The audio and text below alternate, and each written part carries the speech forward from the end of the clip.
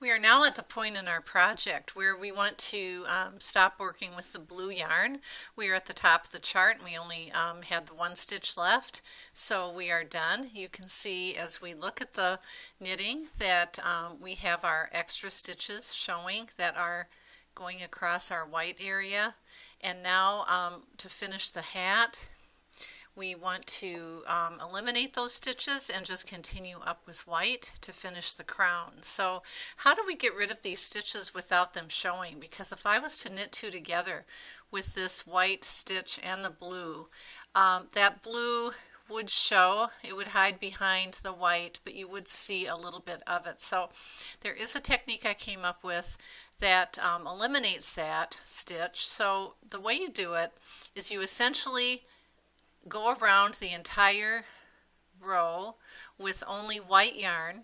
You slip all the stitches that were worked and you purl through the back loop on just the extra stitches, the ones that create our extra layer in the back. So I already slipped the first stitch.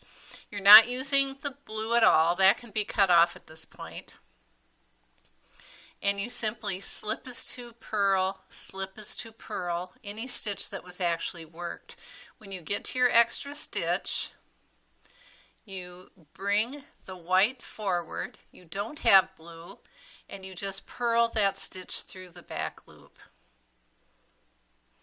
And I put it back, and then I slip every stitch that I worked on the previous round.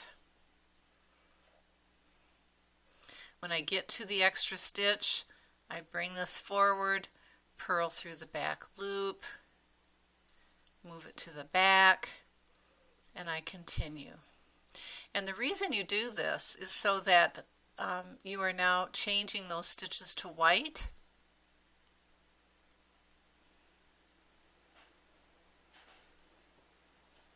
And so that when I come around and I knit them together, they will disappear because they will be white on white when I knit them together. What I have been using as an alternative method to the one that's being described in the video is to continue knitting with the main color, with the main ball of yarn that you're using, and knit the stitches between the red lines with that ball of yarn. But then I attach an extra strand of the main color, and then I do a purl through the back loop using that extra strand.